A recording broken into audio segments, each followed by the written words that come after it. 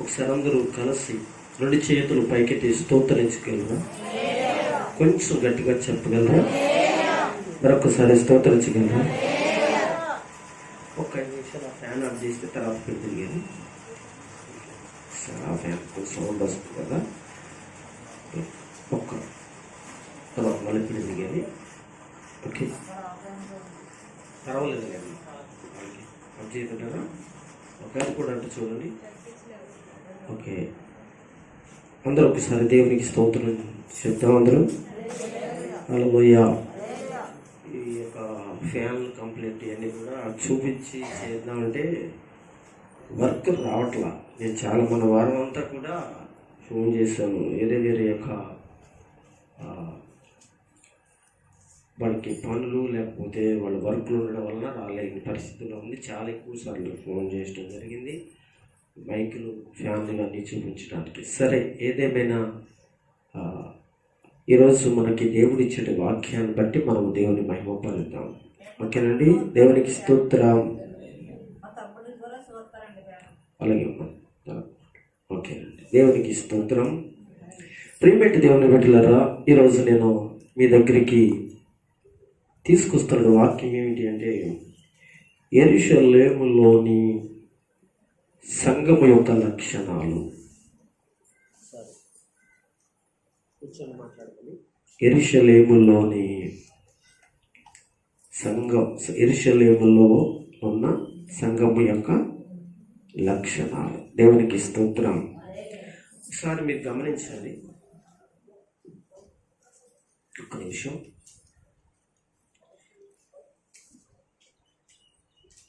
మీరు గమనించాలి, యెరూషలేములోని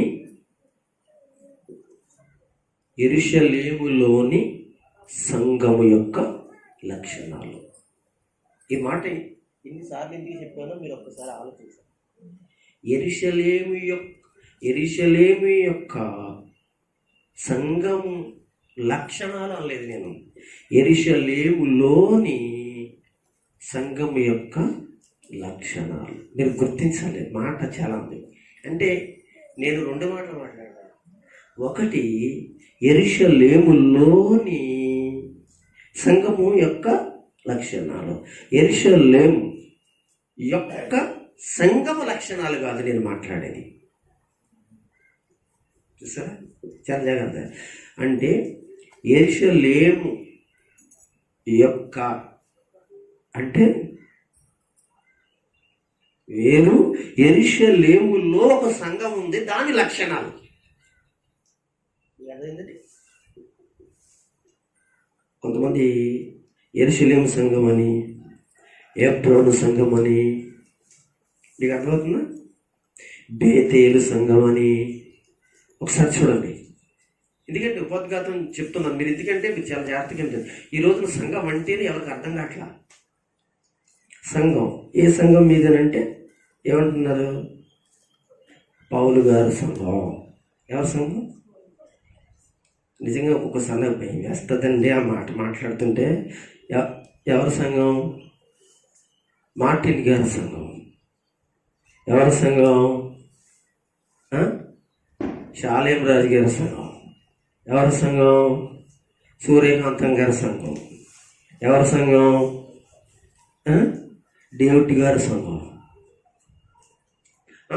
గమనించండి, ఇప్పుడు సంఘం అంటే నీ రోజు తెలియట్లేదు, సంఘాలకు వెళ్తున్నారు వచ్చేస్తున్నారు అంతే. అసలు సంఘం అంటేనే మీకు అర్థం కావట్లేదు. కానీ దయచేసి నేను దేవుని చిత్తం అయితే తర్వాత దినాల్లో చాలా విషయాలు మాట్లాడాలి. నేను సంఘాన్ని ఒక లైన్లోకి తీసుకురావాలి. అంటే నేను పరిశుద్ధాత్ముడు తీసుకురావాలని ఉద్దేశిస్తున్నాడు. మీకు అర్థమవుతుందండి. జనాలు పూజ చేసుకోవడం సరిపోతుంది. ఎవరికి? పాస్టర్ గారులకి. ఏమనుకోకండి, పాస్టర్ గారులారా ఈ యూట్యూబ్ చూస్తారు చాలా మంది వింటూ ఉంటారు కనుక వాళ్ళు ఏదో అంటున్నారు అనుకుంటారు. కానీ సంఘంలో ప్రజలు వచ్చినారని చూసుకుంటున్నారు తప్ప ఆ ప్రజలకు దేవుని వాక్యము అనేది బైబిల్ను అర్థమవుతుందా, అర్థమైనట్లుగా వాళ్ళకి చెప్తున్నారా? ఈరోజు లేదు. Praise the Lord. వింటున్నారా? సంతోషించి వాళ్ళందరూ ఒకసారి స్తోత్రం చెప్పండి. ప్రియమైన వారులారా, నాకు ఇలా చెప్పడానికి నాకు ఈ మైకులు ఇవన్నీ కూడా సహకరిస్తే ఇంకెంత బాగా మాట్లాడతాను తెలుసా నేను. దేవునికి స్తోత్రం. అయితే ఈరోజు దేవుని బిడ్డలాంటి మీరు పౌలు గారు సంఘం కాదు మీరు. ఒకవేళ ఎప్పుడైనా ఎక్కడైనా మీరు ఎక్కడ ఏ సంఘము అని అన్నారనుకోండి, ఒకవేళ తిరిగిటం కొరకు పలానా చోట, పలానా ప్లేస్లో, పలానా మందిరం, అక్కడ ఆరాధన అని చెప్పండి. మీకు అర్థమవుతుందండి? అందుకని పౌలు గారి చర్చి, శ్రీనివాసరావు గారి చర్చి, అండి కృపావరం గారి చర్చి, అపోలో చర్చి, పేతురు గారి చర్చి అని చెప్పండి. అంటే చర్చ్ అంటే ఏంటి? నేను మళ్ళా ఇందులోకి వెళ్తే ఇప్పుడు నేను చెప్పవలసిన విషయాలు చెప్పలేను. ఎందుకంటే మీరు కూడా ఎక్కువసేపు వాక్యం వినాలని ఆసక్తి కలిగి ఉంటే గంట చెప్పేది ఇంకొక అరగంట పెంచి గంటన్నరగా వాక్యం మాట్లాడచ్చు. అంటే అంత చక్కటి విషయాలు మాట్లాడగలను నేను. కానీ ఏదో సందర్భాలు నేను మాట్లాడను కదా, వాక్యమే మాట్లాడతాను. సరే, చర్చి అంటే దేవుని బిడ్డలారా, మీరు అనుకునేది ఏంటో తెలుసా? ఒక స్థలం కాదు. ఏంటది? చర్చ్ అంటే ఏంటి? ఒక స్థలం కాదు, తాటితో కట్టబడినటి ఒక మందిరం కాదు, పెంకుటితో కట్టబడినటి ఒక మందిరం కాదు, స్లాబ్తో కట్టబడినట్టు ఒక మందిరం కాదు చర్చ్ అంటే. మీకు అర్థమైందా? చర్చ్ అంటే స్థలము కాదు. ఇక్కడ మీరు ఆరాధిస్తున్నట్టు ఇది ఉంది చూసారా, ఏంటి బిల్డింగ్ ఉంది చూసారా, అది దాని చర్చ్ అంటారు.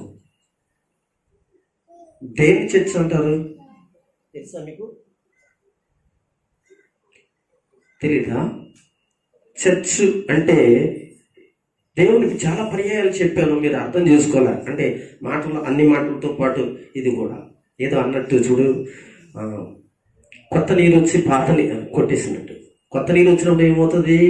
పాత నీరు వెళ్ళిపోతున్నట్టు. లేదు, పాత నీరు కూడా అంటే పాత రోజుల్లో చెప్పిన వాక్యాలు జ్ఞాపకం పెట్టుకోవాలి. నేను అంటున్నాను, చర్చి అంటే బిల్డింగ్ కాదు, మీరు కూర్చున్న స్థలం కాదు. ఒక పాయింట్ ఎప్పుడైనా వివరంగా చెప్పడానికి ఇష్టపడతాను. చర్చ్ అంటే ఇక్కడ కూర్చున్న మీరందరే చర్చ్. చర్చ్ అంటే ఏంటి? మీరందరూ ఇక్కడ కూర్చున్న స్త్రీలు, పురుషులు, యవనస్తులు, పాస్టర్ గారు, పాస్టమ్మ గారు, పాస్టర్ గారు యొక్క కుటుంబం, మీ కుటుంబం, ఇక్కడ కూర్చున్నట్టు మీరున్నారు చూసారా, మిమ్మల్ని దేవుడు ఏమన్నాడంటే చర్చ్. మీరు ఎక్కడికి వెళ్తున్నారండి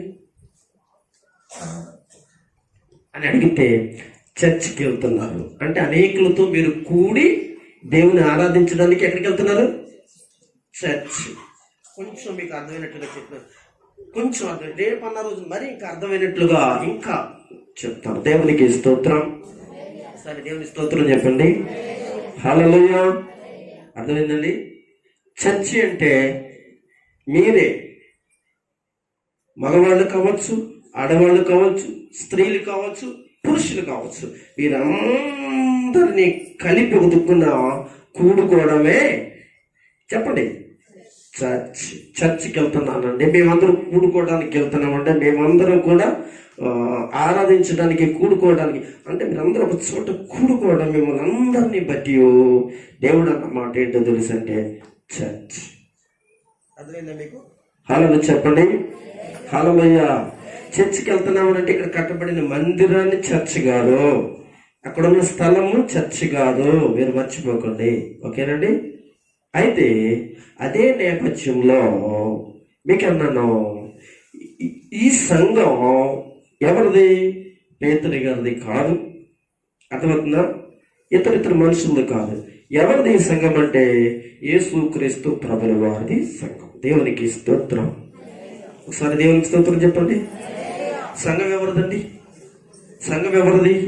యేసు ప్రభుల వారిది. అర్థమైందా అండి? నేను ఇంతకు మాటను, యెరూషలేములోని సంఘం, యెరూషలేము సంఘం కాదు. మళ్ళీ ఒకసారి జ్ఞాపకం చేస్తున్నాను. యెరూషలేము సంఘం వేరు, యెరూషలేములో ఉన్న సంఘం. ఒక అర్థం చేద్దాం. సరిపిల్ల సంఘం వేరు, సరిపిల్లలో ఉన్న సంఘం వేరు.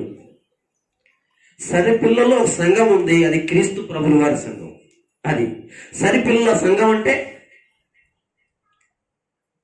సరిపిల్ల సంఘం కాదు అది, దేవాలయం సంఘం కాదు, అది గణపరం సంఘం కాదు. ఒకవేళ ఏదైనా సంఘం చర్చి అనేది ఉంటే, చర్చని మళ్ళీ బిల్డింగ్లోకి వెళ్ళిపోకండి. చర్చ్ అంటే ఆరాధికులు కూడుకునే దాన్ని చర్చ్ కనుక, అది గణపరంలో ఉన్నా సరిపిల్లలో ఉన్నా, ఉపద్ఘాతం చెప్తున్నాను మీకు అర్థం అవ్వడానికి. సరిపిల్లలో ఉన్న ఒక చర్చి అది కూడుకునే మేమందరూ కూడా, అది గణపవరం చర్చి కాదు. గణపవరంలో చర్చి, భీమవరంలో చర్చి. అంటే భీమవరం ఒకటి ఉంది, ఆ భీమవరంలో ఒక చర్చ్ ఉంది. అది ఎవరంటే ఆరాధించేటి వారే చర్చ్. ఆ చర్చిలకు అంటే ఆ చర్చికి కూడుకున్న వారు ఎవరు అంటే యేసు ప్రభుల వారి యొక్క పిల్లలు. అంటే దేవుని పిల్లరా, ఆ సంఘం ఎవరిది? యేసు ప్రభుల వారిది తప్ప ఎవరిది కాదు. అందుకే నేను ఇందాక యెరూషలేములో సంఘం అంటే, యెరూషలేము అనే ఒక పట్టణం ఉంది, ఆ పట్టణంలో ఒక సంఘం ఉంది, ఆ సంఘమే యేసుక్రీస్తు ప్రభుల వారి సంఘం. దాని యొక్క లక్షణాలు అర్థమైందా మీకు అందరికీ? ఓకేనండి, అర్థమైందా? ఇది వాక్యంలోకి వెళ్ళడానికి సిద్ధపడుతున్నాను. సరే అండి, ఈ యెరూషలేములో ఉన్న సంఘం ఎప్పుడు ప్రారంభించబడింది కదా? ఎప్పుడు ప్రారంభించబడింది అనే విషయాలు అపొస్తలుల కార్య గ్రంథాన్ని జాగ్రత్తగా పరిశీలించి చదివేవారు, లేక అక్కడక్కడ వాక్యాలు వినేవారు, నేను చెప్పే వాక్యాలు వినేవారు ఎవరైతే ఉన్నారో, ఈ యెరూషలేములో ఉన్న సంఘం ఆది సంఘం. ఒకసారి స్తోత్రం చెప్పండి. వెనకాల వాళ్ళు వినాలండి. ఏ సంఘం అండి ఇది? ఆది సంఘం. అంటే ఆది సంఘం అంటే మొట్టమొదటి సంఘం అని మీరు అర్థం చేసుకోవాలి. ఓకే, మీకు అర్థమవుతుందండి? మొట్టమొదటి సంఘం ఇది యెరూషలేములో ఉన్న సంఘం. మొట్టమొదటిగా యెరూషలేములో క్రీస్తు సంఘం ఆరంభించిన సంఘం. దేవునికి స్తోత్రం కలుగును గాక. యెరూషలేములో ప్రారంభించబడిన సంఘము అది యేసు క్రీస్తు వారి సంఘం, అది ప్రారంభ సంఘము. మరి మాట చెప్పాలంటే అది ఆది సంఘము అనేటువంటి విషయాలు అపొస్తలుల కార్యగ్రంథంలో ప్రభు అయిన దేవుడు పరిశుద్ధాత్ముడు మనకి బయలుపరుస్తాడు. దేవునికి స్తోత్రం కలుగునుగాక. అయితే ఈ యొక్క సంఘ ఆరంభం కాకముందు కొన్ని సంగతులు చెప్పి వాక్యం చూపించడానికి అవకాశం ఉండదు కనుక దీని మాట రూపిగా, అంటే వాక్యంలోదే మాట రూపిగా మీకు చూపి నేను ఎదరికి అనడానికి ఇష్టపడతాను. నేను చెప్పవలసిన విషయాలు చెప్పలేదు అనుకోండి, రెండో భాగం అనేసాను అనుకోండి, అంటే వచ్చే వారం మళ్ళీ అదే చెప్పాలి. అలా చెప్పాలంటే రెండు భాగాలు కలిపేదానికన్నా క్లుప్తంగా మీకు సవివరంగా ఏంటంటే ఇందులోనే చెప్పేటంటే ఈ అంశంలోనే దాన్ని చెప్పాలనే ఉద్దేశంతో నేను ముందుకు వెళ్తాను. మీ అందరికీ కూడా బైబిల్ పరంగా ఏనండి, వాక్య పరంగా యేసు ప్రభు దగ్గరకు వచ్చిన తర్వాత యేసు ప్రభుని గురించి మీరు అందరికీ బాగా తెలుసు. ఏంటో తెలుసా? యేసయ్యను ఏం చేశారో తెలుసా? సిలివేసి చంపారు. ఒకసారి స్తోత్రం చెప్పండి. అదేనండి, సిలివేసి చంపిన తర్వాత ఆయన్ను సమాధి చేశారు. ఓకేనండి, సమాధి చేసిన తర్వాత ఆయన లేఖనముల ప్రకారంగా ఎలాగా మీరు వచ్చి కూడా నేను ఏదో నీ మాట చేత నా మాట చేత ఆయన 3వ రోజు లేచిన దేవుడు కాదు. ఆయన లేఖనముల ప్రకారముగా 3వ దినమున ఆయన సమాధి నుంచి పునరుద్ధరణకు వచ్చాడు. దేవునికి స్తోత్రం. మీకు అర్థమవుతుందండి? వచ్చి ఆయన తనను అనుసరించిన శిష్యులైన వారు ఎవరైతే ఉన్నారో వారికి అనేక పర్యాయములు కనిపించాడు. ఎన్ని పర్యాయాలు అంటే బైబిల్లో చెప్పింది 40 రోజులు తనకు తానే వాళ్ళకి ప్రత్యక్ష పరచబడినట్లుగా బైబిల్ చెప్పింది. వాక్యం ఉంది కనుక, ఎందుకంటే నేను ముందుకు వెళ్ళాలి కనుక మీరు అర్థం చేసుకోండి ఏమండి. కనుక ఆయన పునరుద్ధానుడై లేచిన తర్వాత 3వ దినము లేచిన తర్వాత ఆయన సుమారుగా తన శిష్యులైన వారికి 40 రోజులు ఏం చేశాడో తెలుసా? అక్కడక్కడ ఆయా సందర్భాలలో ఆయన ప్రత్యక్షమైనట్లుగా బైబిల్ ఖచ్చితంగా నిరూపిస్తుంది. బైబిల్ మర్చిపోకండి, ఇది సత్య గ్రంథము. బైబిల్ దేవునికి స్తోత్రం కలుగును గాక. బైబిల్ ఏ గ్రంథం అండి? సత్య గ్రంథము. అయితే ఆయన ఏం చేశాడో తెలుసా? తిరిగి పరలోకమునకు ఆరోహణమయ్యే సమయంలో వీళ్ళందరినీ కూడా ఒక చోటకి ఏం చేశాడు? పోగు చేశాడు. దేవునికి స్తోత్రం కలుగును గాక. అందరు స్తోత్రం చెప్పండి.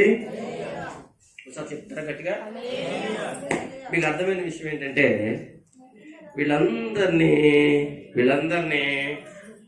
వీళ్ళందరినీ ఒక చోటకి పోగు చేశాడు. నేను పోగు చేశాడు. ఎక్కడికి పోగు చేశాడు? ఎక్కడికి రమ్మన్నాడు? ఒక 5-6 చోట్ల చెప్పబడింది, కానీ ఎప్పుడైనా వేరే అంశం చెప్తే అందులోకి వెళ్ళి చెప్తాను నేను. దేవుడు నాకు ఇచ్చాడు వాక్యాన్ని, మంచి వాక్యాన్ని నాకు ఇచ్చాడు. ప్రభు నన్ను దీవించాడు తెలుసండి.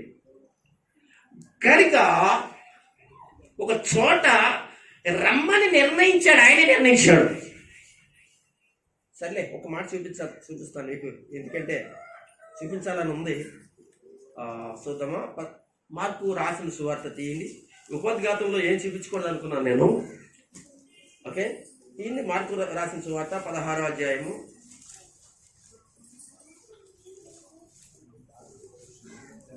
తీసారా?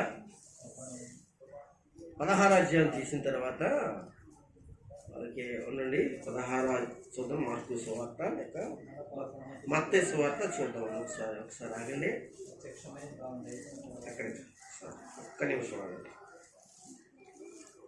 ఒక్క నిమిషం కంగారు పడకండి.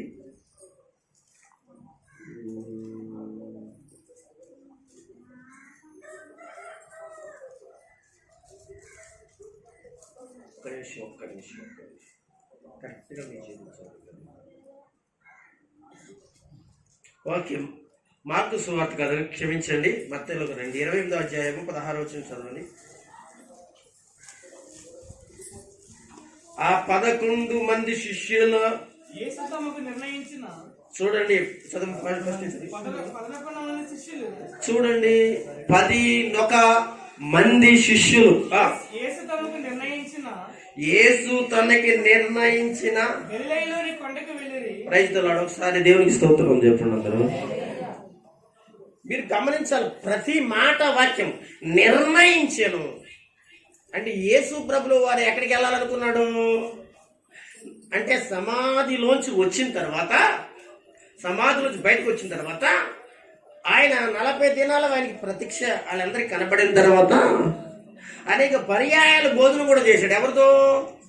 తన శిష్యులతో. ఏమండి? చేసిన తర్వాత వీళ్ళకి ఒక నిర్ణయం, ఒక టైం చెప్పాడు. చూడండి, యేసయ్య ఒక పద్ధతి లేనాడు కాదండి. గమనించాలి, యేసయ్య ప్రతిదానికి ఒక టైము, పద్ధతి, పరిస్థితి చాలా జాగ్రత్తగా మెయింటైన్ చేశాడు.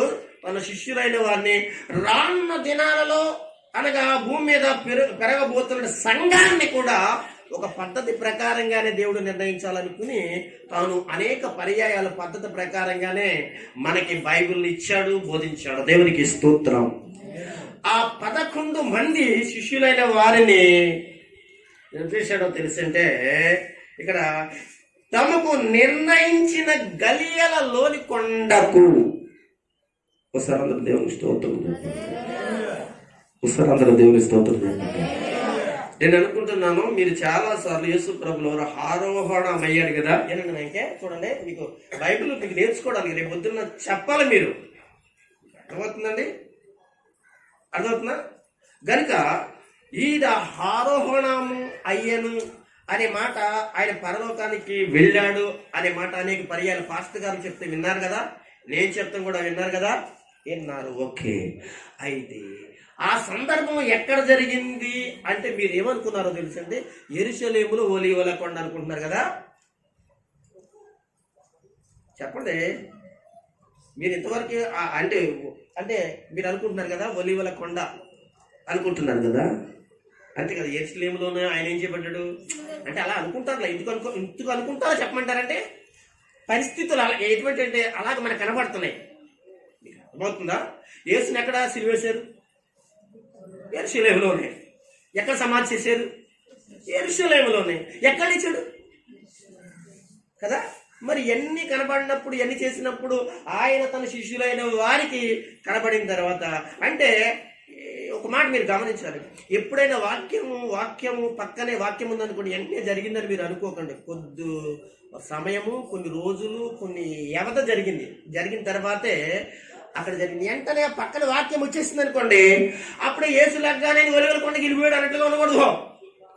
అంటే మధ్యలో ఆయన 40 దినాలు భూమి మీద ఉన్నాడు అనే విషయాలు ఎక్కడో ఏదో చోట రాయబడింది. దాన్ని పరిశోధించడం, దాన్ని పరిశీలించడం ఎప్పుడు చెప్పుకున్నాం? మన ఆదివారం చెప్పుకున్నాం కదా. బెరియా సంఘం ఆ పనిలోనే ఉంది. లేఖనాలను పరిశోధించారు, అలాగ ఉన్నదో లేదో, కరెక్ట్గా ఉన్నదో లేదో. బైబిల్ కొనుక్కోవడం కాదు, బైబిల్ దగ్గర పెట్టుకోవడం కాదు, బైబిల్ పట్టుకు తెచ్చుకోవడం కాదు, మనం చదువుకున్నామని చెప్పుకోవడం కాదు. నేను ఆదివారం చెప్పిన విషయాలు మీరు మర్చిపోయారు. ఈ వారంలో ఎంతమంది తిరిగి మళ్ళీ బైబిల్ చదవడానికి ప్రారంభించారో నాకు తెలియదు, కానీ దేవుడు మీతో మాట్లాడిన విషయం ఏంటో తెలుసా? మీరు బైబిల్ చదవాలి. అదే రాత్రి కూడా అదే కదమ్మా, రాత్రి కూడా అదే ఖచ్చితంగా మాట్లాడాడు దేవుడు. దేవుడికి స్తోత్రం. సరేగానండి. ఇప్పుడు యేసు క్రీస్తు ప్రభుల వారు మనందరం అనుకున్నట్లుగా ఆయన ఒలీవల కొండ మీదకి నుంచి వెళ్ళిపోయాడు. అది ఎక్కడ అనుకుంటున్నాం? యెరూషలేములోనే. యెరూషలేములో ఏదో కొండ మీద ఆయనకి తీసుకుని వెళ్ళాడని ఇంతకాలం మనం అనుకుంటే మనం పొరపడ్డాము అనే విషయం మనం గమనించి నేర్చుకోవడానికి ఇష్టపడతాం. దేవునికి స్తోత్రం. పొరపడితే పొరపడచ్చు. కొన్ని సందర్భాల్లో పొరపడతారండి. మీకు అర్థమైందా? ఏమండి, పొరపడతారే కానీ పొరపాటుని సరి చేసుకుంటే ధన్యుడు. మీకు అర్థమైందా? సంక్రాంతి వచ్చింది, పొరపడవచ్చు. కానీ వాక్యం తెలిసిన తర్వాత, మాట తెలిసిన తర్వాత తప్పు చేసాం, పొరపాటు అయింది, మనం జాగ్రత్తగా ఉండాలనుకుంటే నువ్వు క్షమించబడతావు. ఆ యొక్క పొరపాటుని దేవుడు సరి చేస్తాడు. ఆ పొరపాటు నువ్వు కంటిన్యూ చేసావనుకో నీ జీవితం ఎరగొట్టేస్తాడు దేవుడు. దేవునికి స్తోత్రం. హల్లెలూయా. మీకు అర్థమైందా? పొరపాట్లు అనేది అందరికీ ఉంటాయి, కానీ ఆ పొరపాటులోనే ఉండిపోకూడదు. ఆ పొరపాట్ల నుంచి మనం ఏం చేయాలి? బయటికి రావాలి. అలాగే ఇంతకాలము కూడా దేవుని పిల్లలైన మీరు ఆయన ఒలీవల కొండ అంటే యెరూషలేములోనే చనిపోయాడు, యెరూషలేములోనే లేచాడు, యెరూషలేము చుట్టుపక్కలలోనే ఆయన తిరిగాడు, కనిపించాడు అని అనుకుంటే లేఖనాలు మీకు అర్థమవ్వక, వాక్యం అర్థమవ్వక మీరు అలాగా పాస్టర్ గారు చెప్పినప్పుడు లేకపోతే చెప్తున్నప్పుడు మీ ఆలోచన అంతా అలా వెళ్ళిపోతుంది. కనుక మీరు కూడా అనుకోవచ్చు. కానీ ఇక్కడ ఏం చెప్పాడో తెలుసు అంటే, ఈ 11 మంది శిష్యులైన వారిని నిర్ణయించి ఎక్కడికి రమ్మన్నాడు చెప్పండి. ఆ ఒలీవ కొండ. ఎక్కడ ఒలీవ కొండ? అది గలిలయలో ఉన్నది ఒలీవ కొండ. నేను చాలా వివరంగా చెప్తున్నాను. అంటే యూదాలో ఉన్నట్టు అనగా ఒలీవల యొక్క కొండలు, ఒలీవల తోటలు అక్కడ కాదు. యూదా దేశం వేరు, గలిలయ దేశం వేరు. చాలా గతించిన సంవత్సరాల్లో నీకు చెప్పాను, చాలా వివరించాను. దేశాల గురించి చెప్పినప్పుడు యూదా దేశం వేరు, గలిలయ దేశం వేరు, సమరయ దేశం వేరు. దేవునికి స్తోత్రం కలుగును. హల్లెలూయా చెప్పండి అందరూ. చాలా వివరంగా అంతకుముందు చెప్పిన విషయాలు మీ అందరికీ జ్ఞాపకం వచ్చు. నా యొక్క వాక్యాల్లో ఇవన్నీ కూడా ఉంటాయి. సరే అండి, ముందుకు వెళ్ళిపోతున్నాను నేను. ఈ కొండ దగ్గరికి అంటే గలిలయలో నుండి కొండ దగ్గరికి అంటే ఇప్పుడు యేసు ప్రభుని ఎక్కడ కలుసుకున్నారు అంటే యెరూషలేములో కాదు కలుసుకోవడం. మీకు అర్థమవుతుందా? ఎక్కడ కలుసుకున్నారు? యేసయ్య ఎక్కడ కలిశాడు అని అంటే గలియలలో మాత్రమే కలిశాడు. గలియలలోనే కలిశాడు. ఆ గలియలలోనే, ఆ దేశంలోనే, ఆ యొక్క ప్రాంతాలలో ఉన్నట్టు ఒలీవల కొండ దగ్గరికి నిర్ణయించిన ఆ చోటికి అక్కడికి రావడం జరిగింది. ఒకసారి స్తోత్రం చెప్పగలుగుతా? అక్కడ నుంచి ఆయన ఎక్కడికి వెళ్ళిపోయాడు చెప్పండి? పరలోకానికి వెళ్ళిపోయాడు. ఈ మధ్యలో చాలా విస్తారమైన సంగతులు నేను మానేస్తున్నాను చెప్పడం. ఏమండి, ఈ యొక్క మధ్యలో విస్తారమైన మాటలు ఉన్నాయండి. ఎన్ని మాటలు ఉన్నాయంటే కనీసం ఎన్ని రోజులు చెప్తే తగ్గుతుందో తెలియదు, కానీ అది తర్వాత విషయం. అన్ని విషయాలను ముందుకు వెళ్ళిపోతూ ఇప్పుడు అపోస్తుల కార్యంలోకి వచ్చాను నేను. ఇంకా సంఘం అనగా దేవుని బిడ్డలారా, యేసు ప్రభువు వారే దానికి స్థాపకుడు. ఇది ఆది సంఘానికి యేసు ప్రభువు వారే స్థాపకుడు, వ్యవస్థాపకుడు. మీకు అర్థమవుతుందండి? ఈ యొక్క మరొకసారి ఒక మాట చెప్తాను, మీరు రాసుకునేవాడు అంటే, ఈ యొక్క ఆదిమ సంఘం అనబడిన క్రైస్తవ సంఘము, అపోస్తుల కార్యములో ప్రారంభించబడిన ఈ సంఘము, యేసు ప్రభుల వారు ప్రారంభించిన సంఘము, యేసు ప్రభుల వారి నాయకుడుగా ఆ సంఘము క్రీస్తు సంఘము. అది ఎప్పుడు ప్రారంభించినట్టు క్రీస్తు సంఘము రాసుకునేవాడు 33వ శతాబ్దంలో. దేవునికి స్తోత్రం. ఎప్పుడు రాసుకునేవాడు ఎవరైనా ఉంటే రాసుకోండి. అప్పుడు ప్రారంభించబడింది 33వ శతాబ్దంలో. అనగా మరి సిద్ధపరిచిన ఆదిమ క్రైస్తవ సంఘం దేవుని బిడ్డలారా ఎక్కడ ప్రారంభించబడిందంటే యెరూషలేములో ప్రారంభించబడింది. అది యెరూషలేము సంఘం కాదు, కానీ యెరూషలేములో యేసు ప్రభువు వారి యొక్క సంఘం. అపోస్తుల కార్యం గ్రంథంలోకి వచ్చి ఒక్క మాట మీకు చదివించాను నేను. ఇక్కడ చాలా పైనుంచి ఉన్నాయి, కానీ అది కాదు, కానీ నేను ఒక మాట చదివించి వెళ్ళిపోతాను. 12వ వచనం చదవండి. 12వ వచనం చదువుతారా? 1వ అధ్యాయమ్మా. అపోస్తుల కార్యం అపోస్తుల కార్యం ఇంకా చదువు ఏమ్మా. చూడండి 1వ అధ్యాయం 12వ వచనం జాగ్రత్తగా చూడండి. అప్పుడు వారు ఒలీవల కొండ ఆగండి, ఇక్కడ మీరు గమనించాలి. ఒలీవల వనము. మీరు ఒకసారి నాకు చూడండి. ఇందాక మత్తయి సువార్తలో ఉన్నట్టు ఒలీవల చెప్పండి, పూచేయండి, కొండ. ఆ కొండ ఇప్పుడు వనము అనబడింది. అనగా ఆ ప్రాంతం కూడా ఒకటే. మీకు అర్థమవుతుందా? మర్చిపోకుండా. ఇప్పుడు ఇది ఎక్కడ ఉంది? ఈ వనము ఎక్కడ ఉంది? లేకపోతే ఈ కొండ ఎక్కడ ఉంది? ఒకసారి మీరు చెప్పాలి. అది చెప్పాలి. ఎక్కడ ఉంది? గలియలలో ఉంది. ఏ దేశంలో ఉంది?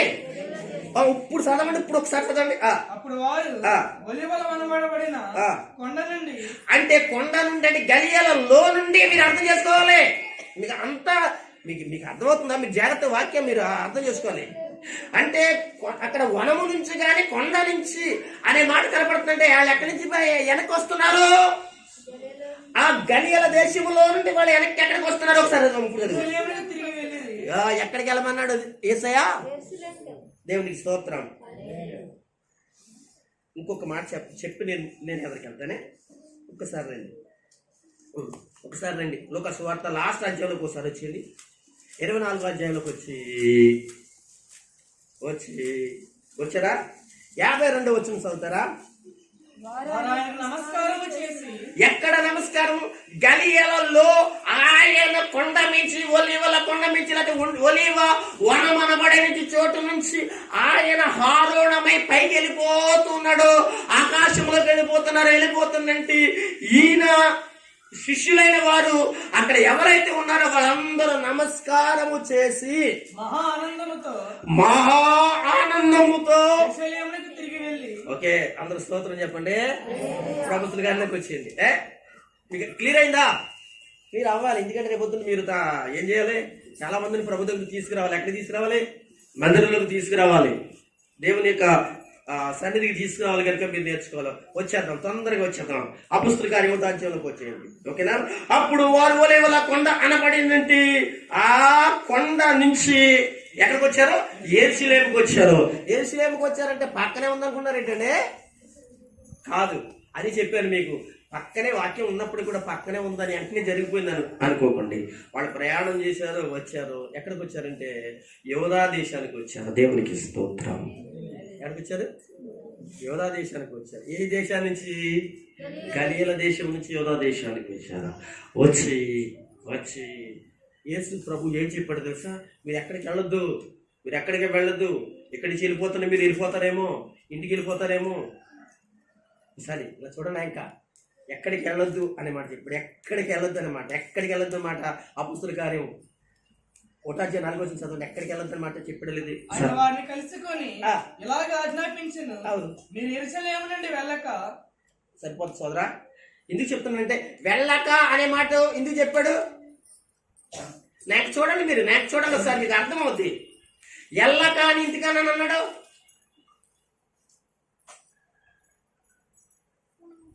చెప్పు ఎందుకన్నాడు? అంతకు ముందు యేసు సమాధి చేయబడ్డాడు, చచ్చిపోయాడు, సమాధి చేయబడ్డాడు.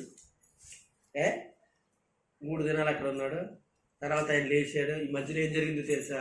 ఈ ఎవడ వాళ్ళ ఆడుని ఎవడ సంచాడు పట్టుకుని ఏం చేశాడు? ఆ ఎవడ పనుల మీద వాడిపోయాడు. దేవునికి స్తోత్రం చెప్పాలి. నీకు అర్థమైందా? ఆయన మాట్లాడే దాంట్లో ఒక అర్థం ఉంటుంది. పాస్టర్ గారు వాక్యం చెప్పినప్పుడు నా గురించి ఏం చెప్పాడంటే, మరి నీ గురించి చెప్పకపోతే బయట గురించి చెప్పను నేను ఇక్కడ. నీ గురించి చెప్పకపోతే ఎవరి గురించి చెప్తాడు? అమ్మ బాబులు ఎవరి గురించి చెప్తారండి? అలాగే నేను మీ అందరికీ ఆత్మీయత మీకు నేను చెప్పకపోతే ఎవరికి చెప్తాను? ఒక మాట చెప్పనా? పొడుచుకుందండి, గుచ్చుకుందండి. ఆయన మాటలు గుచ్చుకున్నాయండి, ఆయన మాటలు పొడుచుకున్నాయండి. ఈ మాటల పొడుచుకున్న వాళ్ళకి గుచ్చుకున్న వాళ్ళకి ఏం జరుగుద్దో తెలుసా? వెంటనే మారతారట అని వాక్యం చెప్పింది. నీకు పొడుచుకోలేదు, గుచ్చుకోలేదు, మాట్లాడుతున్నావు అంతే. నీకు పొడుచుకున్న దానివైతే, పొడుచుకున్న వాడివైతే, గుచ్చబడిన దానివైతే, గుచ్చబడిన వాడివైతే, పొడవబడిన దానివైతే బైబిల్ అలాగే చెప్పింది. నేను సొంత మాటలు ఏం చెప్పలే. నువ్వు ఆ మాట వచ్చిందంటే నీ జీవితంలో ఏం జరిగిందంట? పూర్తిగా మారిపోయావు నా దానికి అర్థం. కానీ మారకోకుండా ఈ మాటలు మాట్లాడుతున్నావు అంటే చూడు ఎంత భయంకరమైన పరిస్థితితో. నేను ఈ విషయాలన్నీ తీయడానికి ఇప్పుడు సందర్భం లేదు కనుక మీకు మాట రూపంగా నేను చెప్పేస్తున్నాను. దేవునికి స్తోత్రం. సరే, మనం ఎక్కడ ఉన్నాము? గలీల. మనం ఎక్కడ చెప్పుకుంటూ వచ్చేందులో వెళ్ళక. వెరీ గుడ్, మీరు ఇక్కడే ఉన్నారు, పర్లేదు. దేవునికి స్తోత్రం. మంచిగా ఉండండి. ఇక్కడ ఉంటేనే మీకు అర్థమవుతుంది వాక్యం. కనుక వెళ్ళక అనే మాట ఎందుకు చెప్పాడో తెలుసు? అంతకు ముందు వాళ్ళు ఏం చేశారా? వెళ్ళిపోయారా లేదా ఒకసారి చెప్తారా?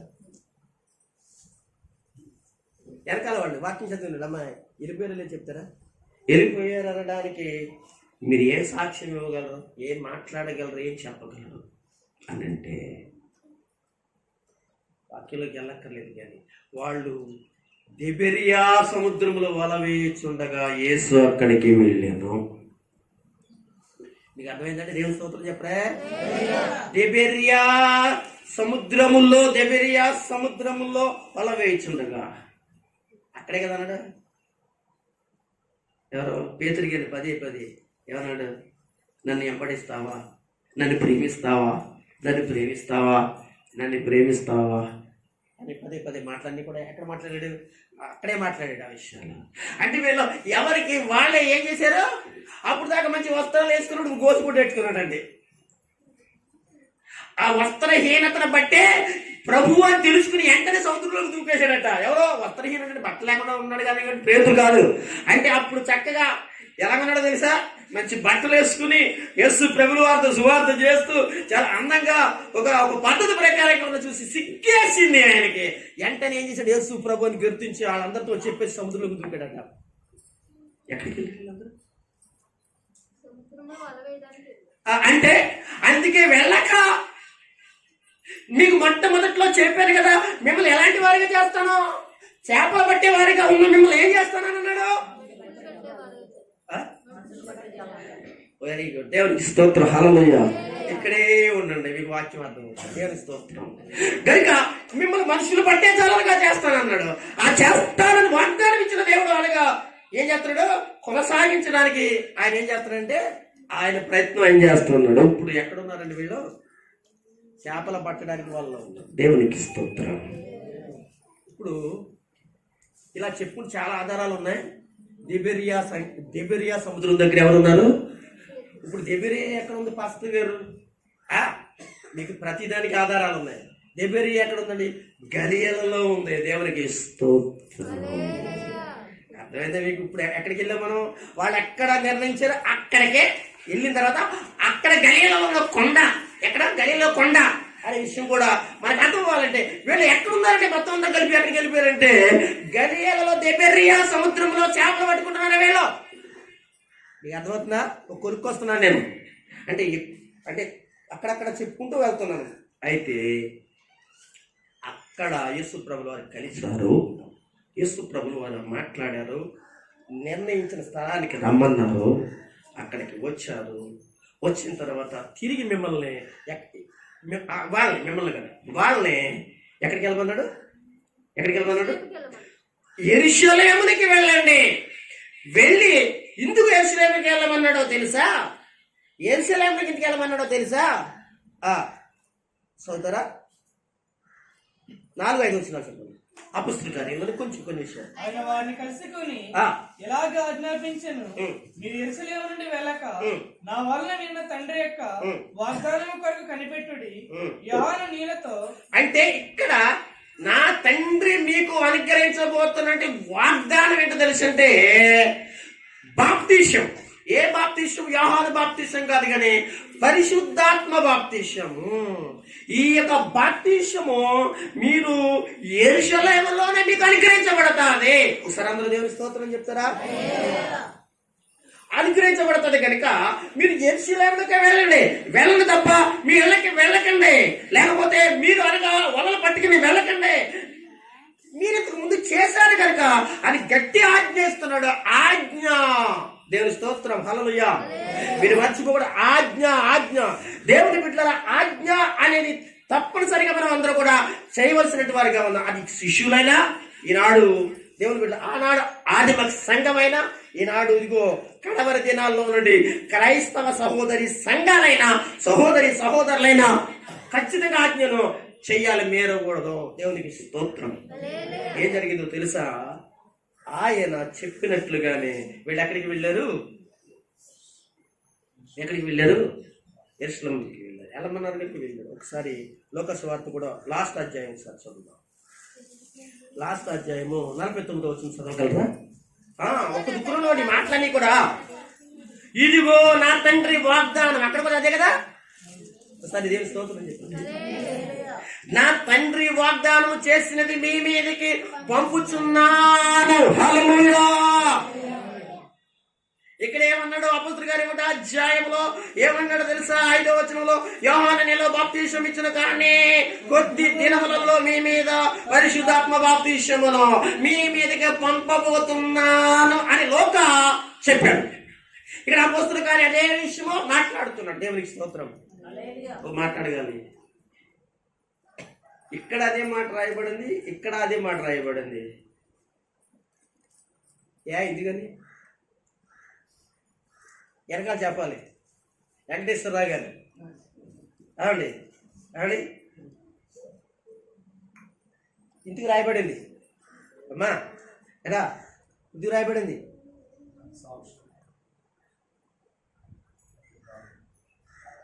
మీకు ఎక్కడో కొడుతుంది. ఆలోచించండి. ఆలోచించండి. అపొస్తలుల కార్యం రాసిన వాళ్ళు లోక సువార్త రాసిన ఒక్కడే కనుక అందుకే రాయబడింది. ఇదేమనిస్తాం? అపొస్తలుల కార్యం ఎవరు రాశారంటే లోకా రాశాడు. లోకా రాసిన వ్యక్తి ఒక మాట చెప్పాలంటే అపొస్తలుల కార్యం దీన్ని పేరు పెట్టారు కానీ ఇది లోక సువార్త 2వ భాగం అని కూడా చెప్పాలి. అంటే మీకు ఇప్పుడు నేను సంఘ చరిత్రలు అక్కడక్కడ చెప్తున్నాను మీకు విషయాలు అర్థమవుతుందండి. ఇది లోకా సువార్త. ఇది ఎండింగ్ లోనేమో నా తండ్రి వాగ్దానము మీ మీదకు పంపుచున్నాను, మీరు పైనుండి శక్తి పొంది వరకు పట్టణములో. ఎక్కడ పట్టణం? ఏ పట్టణం అది? పట్టణములో అన్నాడు. అంటే ఇక్కడ మనం చూస్తే ఏ పట్టణములో అంటే 52వ వచనంలో యెరూషలేముకి వెళ్ళారు అని రాయబడింది కదా. చాలా జాగ్రత్తగా వాక్యాన్ని పరిశీలించండి. అర్థమవుతుందండి మీకు? ఆలోచించండి. బైబిల్ చాలా గమనించాలి, మన ఇష్టానుసారంగా చదవడం కాదు, గమనించాలి. అయితే ఇక్కడ శక్తిని పొంది పట్టణములో అంటే ఆ పట్టణమే యెరూషలేము పట్టణము నిలిచి ఉండుడని వారితో చెప్పాను. పట్టణం నిలిచి ఉండాలంటే మళ్ళా మీరు ఏం ఆలోచిస్తారు? గలీల్లో కాదు అక్కడ. అందుకే అలాగే ఆలోచిస్తారు. ఈ లోక చాలా శాస్త్రవేత్త అండి. లోక ఎవరు ఉన్నారు?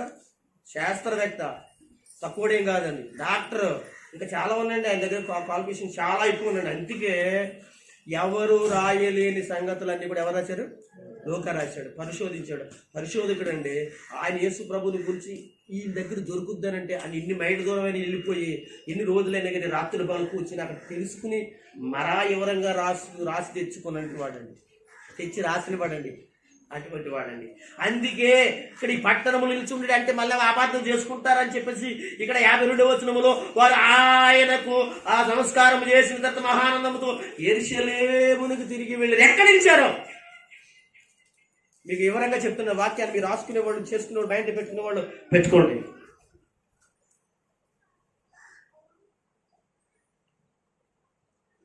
అర్థమవుతుందా ఏండి? ఇక్కడ వీరు పరిశుద్ధాత్మను ఏండి, ఇక్కడ పరిశుద్ధాత్మని గురించి మాట్లాడుతూ ఇక్కడ కదా, ఎక్కడ అపొస్తలుల కార్యం 1వ అధ్యాయము 4-5 వచనంలో మాట్లాడుతూ వీళ్ళు పట్టణంలో నిలుచున్నారు, పట్టణంలో ఉన్నారు. అది యెరూషలేము పట్టణము. ఇప్పుడు ఇందుకు ఈ విషయాలని చెప్పుకోవాలంటే మనము ఆది సంఘాన్ని గురించి మనం తెలుసుకోవాలని ఏం చేసుకోవాలి. అది అయిన తర్వాత అక్కడ నిల్చున్న వీళ్ళందరూ ఎంతమంది అంటే అండి 1వ అధ్యాయము 15వ వచనం. ఆ కాలమందు ఇంచుమించు 120 మంది సహోదరులు కూడి ఉండగా పేతురు వారి మధ్య నిలిచి ఇట్లా నేను, సహోదరులారా, యేసును పట్టుకున్న వారికి త్రోవ చూపిన యోధాను గూర్చి పరిశుద్ధాత్మ దావీదు ద్వారా పూర్వం పలికిన లేఖనము నెరవేరవలసి ఉండెను. ఆగండి, సరిపోతుంది, ఎక్కువ చదువుకోవచ్చు మనం. ఇక్కడ సుమారుగా 120 మంది మేడగదిలో ఉన్నారు. యేసు చెప్పినట్లుగా వీళ్ళు ఎక్కడికి వెళ్ళకుండా ఆ యెరూషలేము మేడగదిలో కనిపెట్టుకుంటున్నారు. ఎందుకు కనిపెట్టుకుంటున్నారంటే నా తండ్రి వలన మీరు పొందబోతున్న వాగ్దానాత్మను అది మిమ్మల్ని ఎక్కడికి నడిపిస్తుంది? యోహాను సువార్త 16వ అధ్యాయంలో మీరు చదువుకుంటే మీకు అర్థమవుతుంది. అని అది సత్య స్వరూపైన ఆత్మ కనుక మిమ్మల్ని సర్వసత్యములను నడిపించి మిమ్మల్ని వాడుకుంటుంది. నేను ఆదరణకర్త అయిన పరిశుద్ధాత్మ నేను పంపుతాను. అక్కడ రాసిన దేవుడు ఇక్కడ ఏం చేసాడో తెలుసంటే కనిపెట్టండి అని చెప్తే యెరూషలేములో వాడు మేడగదిలో మోకరించి ప్రార్థన చేస్తూ 120 మంది కనిపెడుతుండగా అప్పుడు పేతురు గారికి ఒక ఆలోచన వచ్చింది. అదేంటో తెలుసంటే మనలో 12 మందిలో ఒక్కడు ఇస్కరియోతు యూదా లేడు గనుక ఇప్పుడు మరొక వ్యక్తిని మనం ఏం చేయాలంటే నిర్ణయించుకోవాలి. ఆ వ్యక్తి తప్పుపోవడానికి గల కారణం ఏంటంటే లేఖనం ప్రకారంగానే తప్పుపోయింది కానీ ఏదో ఉద్దేశం కాదు. దావీదు చెప్పాడు ఒకడు మీలో తప్పుపోతాడని ఎప్పుడో ప్రవచనం చెప్పాడు కనుక అది యేసు ప్రభువు వారి దగ్గరికి వచ్చేటప్పటికి 12 మందిలో ఒకరికి వాడు తప్పుపోయాడు కనుక ఒకని ఎంచుకోవాలని చెప్పేసి అందులో ఒకని ఎంచుకున్నారు. అక్కడికి 12 మంది ఇంకా ఉన్న వాళ్ళందరూ కలిసి మేడగదిలో ప్రార్థన చేస్తున్నారు. ఇప్పుడు 2వ అధ్యాయంలో మనకి కనపడుతుంటే మొదటి వచనం ఏంటో తెలుసా?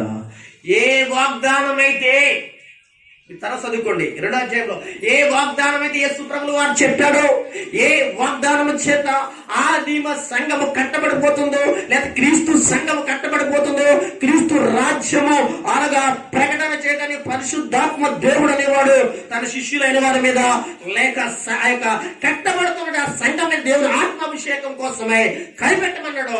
ఇక్కడ 2వ అధ్యాయంలో పరిశుద్ధాత్మ దేవుడు వచ్చేసాడు. దేవునికి స్తోత్రం. ఒకసారి చెప్పండి హల్లెలూయా. ఓకే, నేను కట్ చేస్తాను. ఇప్పుడు యెరూషలేము సంఘానికి వెళ్ళిపోతాను. ఇట్లా చెప్పుకుంటూ వెళ్తే ఈ అపోస్తలుల కార్యం ఒక్కొక్క విషయం చెప్పుకుంటే చెప్పగలం అనమాట. చాలా విషయాలు మాట్లాడుకోవచ్చు కానీ మన అంశం వేరు కదా.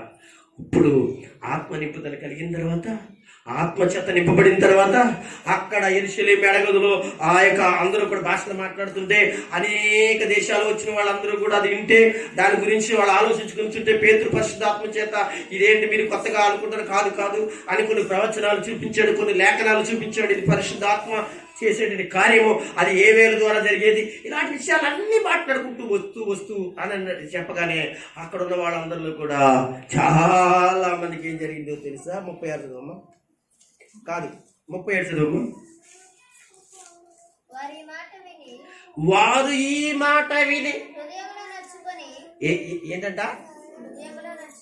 హృదయములో నచ్చుకుని సహోదరులారా మేము ఏమి చేద్దామని పేతుర్ని కడమ అపోస్తులను అడిగాను. దేవునికి స్తోత్రం. గట్టి ఒకసారి అందరూ స్తోత్రం చెప్పండి. నొచ్చుకుని ఏంటంట? నొచ్చుకుని. మీరు చూడండి ఒకసారి తలకాయ వచ్చి బైబిల్ చూడండి. నొచ్చుకుని ఉందా? దాని దగ్గర 1 అనేది ఒక చిన్న బాధ కనబడుతుందా? మీరు కిందకు వచ్చేయండి, బైబిల్ కిందకు వచ్చి నొచ్చినట్టు మూల భాషలో ఉంది పొడవబడి. అంటే నొచ్చుకుని పొడవబడిన తర్వాత ఏం చేయండి తెలుసా? వెంటనే మారిపోయారు. అది నేను ఇందాక చెప్పాను చూసారా? పొడవబడటం, నొచ్చుకోవడం, అనగా గుచ్చుకోవడం. మాకు గుచ్చుకుందామాట అన్నవాళ్ళు ఎవరైనా అంటే వాళ్ళు మారారని అర్థం. మరి మారిన వాళ్ళు మళ్ళా ఏమంటారు దాన్ని? సెరట్లా ఏమంటారు దాన్ని? భలే ఉంటాయి మాటలు. అవి డైలాగ్ ఎందుకంటే భాస్కర్ గారి మీద ఆడమీద మీద దయచేసి మారిన వాళ్ళు ఇప్పుడు వేయకూడదు. గొడవ పడింది అని నాకు పుడుచుకుందో తెలుసమ్మా, నువ్వు ఉంటేనా నీకు ఇంకా 2, నాకు ఊటే పొడుచుకుందా నీకు 2 పొడుచుకుందేమో అని చెప్పి సిస్టర్లు ఎంతమంది లేరు, బ్రదర్లు ఎంతమంది లేరు. అది వందనాలు రండి బాబా. ఒకవేళ గొడవ పడితే నువ్వు మారు, గొడవ పడితే సువార్థికురాలు అయిపో, గొడవ పడితే సువార్థికుడు అయిపో, గొడవ పడితే ఇదిగో ఆదిమ సంఘంలో మార్చబడగట్టి గొప్ప అద్భుతమైన కార్యాలు చేసినట్టు నువ్వు చేయి. అంతేగాని సంఘాన్ని ఎడదీసేసి సంఘాన్ని సిరిగిలెట్టేసి గొడవలు పెట్టేసి అది చేసేసి అది పొడవబడిన లక్షణమా? నొచ్చుకునే వాళ్ళ లక్షణమా? కాదే. వాక్యానికి వ్యతిరేకంగా నువ్వు జీవిస్తున్నావా? మాట మాత్రమే నొచ్చుకున్నావని చెప్తున్నావా? పొడవబడిందని చెప్తున్నావా? అనగా అదని చెప్తున్నావా? దయచేసి ఆలోచించండి. ముందుకెళ్ళిపోతుందండి. ఇలా జరిగిన తర్వాత అక్కడ అంటే ఎంతమంది? 3000 మంది. అక్కడ ఉంటుంది చదువమ్మా. 3000 మంది ఏం చేశారు అంటే చదవద్దులే అమ్మ, తర్వాత చదువుకుంటాం. చాలా విషయాలు మనం మాట్లాడుకుంటాం.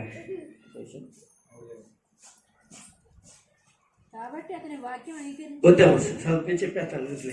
ఇంటికి వాళ్ళు అక్కడికి వెళ్ళాను అనుకో, ఇంకొక పక్కన వాక్యం ఉంటుంది చెప్పాలనిపిస్తుంది మళ్ళీ. ఓకేనండి. 3000 మంది వాళ్ళ ప్రసంగానికి, ఎవరి ప్రసంగానికి? పేతురు గారి ప్రసంగానికి, అక్కడ ఆత్మ నింపుదలకి అక్కడ గొప్ప అద్భుతం జరిగిందండి. 3000 మంది. ఎంతమంది? బాప్తిసం పొందారు. ఒకసారి అందరూ దేవునికి స్తోత్రం చెప్పండి. గట్టిగా చెప్పండి. సంతోషం లేదు బాప్తిసం తీసుకున్నామంటే? అసలు బాప్తిసం అంటేనే ఎలా ఉంటారు తెలిసండి? సంతోషం. బాప్తిసం తీసుకుంటున్నామంటే ఏం చేయాలి తెలుసండి? చుట్టాలు పట్టాలని పిలిపించారంటే నేను బాప్తిసం తీసుకుంటున్నానండి. నిజమండి. బాప్తిసం అంటే మీకు తెలియదండి. దాని గురించి ఎప్పుడైనా చెప్తాను. ఇంటి చుట్టాలు పట్టాలి వాళ్ళు ఊళ్ళో వాళ్ళు ఏదైనా అందులో కూడా పిలిచారంటండి బాప్తిసం తీసుకోసం. తెలియకుండా మరి ఆయన తెలియకుండా తీసుకుంటాను చెప్పండి. అది బాప్తిసం. మా అమ్మ ఇష్టమండి, మా బాబు ఇష్టమండి. అసలు బాప్తిసం అంటే నీకు తెలిస్తే మాట్లాడు. రాష్ట్రంతో చెప్తున్నానండి, నీకు తెలీదు బాప్తిసం అంటే తెలుసండి. అనగా యేసుని ఎరగిన వాడిని కూడా కూర్చోబెట్టి తీసుకొచ్చి నేను బాప్తిసం తీసుకుంటున్నాను అని చెప్పేటువంటి పరిస్థితులు బైబిల్లో రాశాడు దేవుడు. దేవునికి స్తోత్రం. నేర్చుకోవాలి కానీ బోర్డు పాఠాలు ఉన్నాయి నా దగ్గర. దేవునికి స్తోత్రం. హల్లెలూయా. దేవునికి స్తోత్రం. అర్థమవుతుందా? కనుక ఇక్కడ 3000 మంది చేర్చబడ్డారు. ఒకళ్ళిద్దరు కాదు, 3000 మంది చేర్చబడ్డారు. ఆ 3000 మంది చేర్చబడిన బాప్తిసం తీసుకున్న వాళ్ళే యెరూషలేములో ఆదిమ సంఘముగా ప్రారంభించబడ్డారు. దేవునికి స్తోత్రం. ఓకేనా? ఇప్పుడు ఆ యెరూషలేములో ఉన్న సంఘాన్ని గురించి, ఆ యెరూషలేము సంఘం కాదండి, యెరూషలేము సంఘం కాదు, యెరూషలేములో ఒక సంఘం ఉందని, యేసు ప్రభువు వారి సంఘం. దాని గురించి, దాని లక్షణాల గురించి ఇప్పుడు మనం మాట్లాడుకోవాలి. అయ్యి బాబు ఎంత చెప్తేనే కానీ ఇక్కడికి రాలేకపోయాం. చూసారా? మీకు అర్థమైందా? ఒకసారి స్తోత్రం చెప్పండి. ఇప్పుడు ఈ సంఘం ఎప్పుడు ప్రారంభించబడింది అంటే క్రీస్తు శకం, మళ్ళా చెప్తున్నాను చెప్పండి, 33వ శకము, 33వ శకంలో క్రీస్తు శకం క్రీస్తు శకం 33లో ప్రారంభించబడింది. మరి ఏంటంటే భూమి మీద ఉన్నంటే వాళ్ళందరూ గొప్పలు చెప్పుకుంటున్నారండి.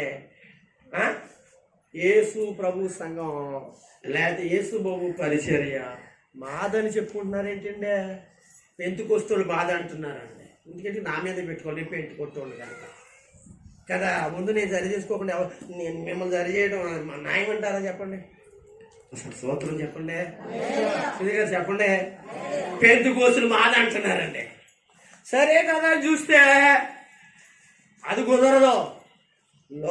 మాదండి సంఘం అంటే మాదంటున్నారు, లోదరు అన్నోళ్ళు. సరే కదా అని చెప్పి బైబిల్ వేసిన వాళ్ళు ఏమన్నారంటే అసలు మాదే పట్టు అంటున్నారు. మహాసంఘం బైబిల్ వేసిన సంఘం. ఇంకా చూస్తే శివరాకరికి పోతే కోరి పిచ్చి సన్నాసులారా మీకు తెలుసురా, మీకు డేట్లు తెలుసా, మీకు తారీఖులు తెలుసా అని రుమన్ కెత్తలు అంటున్నారు, మాదే అంటున్నారండి. ఆ పిచ్చోళ్ళు వీళ్ళందరూ పిచ్చోళ్ళే, నేను కూడా పిచ్చోళ్ళే, పెట్టుకొస్తుండే కదా. మార్చుకోండి. ఎవరితో చెప్పింది కాదు, నీ ప్రభు బైబిల్ ఏం చెప్పాడో అది చేస్తావా, ఎవడో చెప్పింది చేస్తావా. దయచేసి అలా అన్నానని మీరు ఏం కోపగించుకోకుండా, పరిశుద్ధాత్మ దేవుడు ఆ విధంగా నన్ను ఆవేశపరుస్తున్నాడు అంతే. ఓకేనా? దయచేసి దేవుడు స్తోత్రం. ఇప్పుడు సంఘం ఎప్పుడు ప్రారంభించబడింది సోదరా? క్రీస్తు శకం. అసలు యేసు ప్రభుల వారు ఆయన క్రీస్తు శకం 29వ శతాబ్దంలో మరి క్రీస్తు 29లో ఆయన సేవ ప్రారంభించడం, అంటే ఆయన నాయకుడిగా ఉండటం ఇలా జరిగిన తర్వాత 33వ మరి క్రీస్తు శకంలో 33లో ఆయన ప్రారంభించాడు.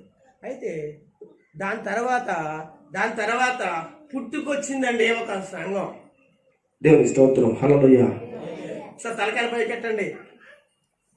క్రీస్తు ప్రభులు వారు. మీరు ఇంకో మాట చెప్తానే, ఇది క్రీస్తు సంఘం ఎప్పుడు ఆదిములో 33వ శతాబ్దంలో అన్నారు. అలాగని ఇప్పుడు కొన్ని క్రీస్తు సంఘాలు ఉన్నాయి. క్రీస్తు సంఘాలు వాళ్ళు క్రీస్తు సంఘం వాళ్ళు అని అంటున్నారు. రేపు పొద్దున్న ఈ వాక్యం విన్న తర్వాత ఈ వాక్యం విన్న తర్వాత వాళ్ళు ఏం చేస్తారంటే ఈ పాస్టర్ గారు విశ్వాసాలు ఎవరు ఉన్నారో అని చెప్పేసి వాళ్ళ దగ్గరికి వెళ్ళి వందనాలమ్మ అని చెప్తారు. నేను పాస్టర్ గారు చూసారా, మీ పాస్టర్ గారు క్రీస్తు సంఘం ఉందా అని అన్నారు. అదిగో క్రీస్తు సంఘం కూడా నేనే, వచ్చేయండి అని మేము తీసుకెళ్ళిపోతాను. జాగ్రత్త దయచేసి. మరి అది చెప్పినప్పుడు ఇది చెప్పలేదనుకోండి, నేను మీకు న్యాయం చేసినోడు కాదు. కనుక జాగ్రత్త. ఇప్పుడు వచ్చే క్రీస్తు సంఘాలన్నీ కూడా డూప్లికేట్ సంఘాలు, కరెక్ట్ అయిన సంఘాలు కాదు. నేను క్రీస్తు సంఘం వాడిని, నేను పెంటకొస్తోడిని, నేను బైబిల్ వేసినోడిని, నేను ఆర్సీఎం వాడిని, నేను ఫలానోడిని, నేనేమో మన్నావాడిని.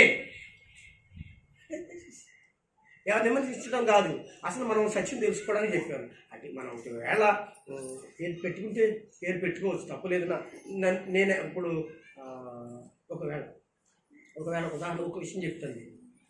మీరు మీ పాస్టర్ గారు ఎవరండి అని అంటే, పాస్టర్ గారు అంటే ఏమర్థమవుతుంది? అర్థమవుతుంది కదా. నా పేరు చెప్తే మీకు అర్థమవుతుంది. అలాగా ఏంటంటే వాళ్ళు నడిపించేదానికి ఏంటంటే ఎబ్రోను అని, లేదా ఇంకోటని మన్నాను, లేదా డబ్బులు ఏం పెట్టుకొస్తాను, ఏదో పెట్టుకున్నారు. కానీ దాన్ని శివరాత్రికి మనం ఎలాగ ఆలోచిస్తున్నామంటే సంఘం కింద ఆలోచిస్తున్నాం. సంఘం అనేది దేవుని బిడ్డలారా ఎలాగ చెప్పాను కనుక ఏంటంటే ఎక్లేసియా అన్నారండి. దాన్ని ఏమన్నారు?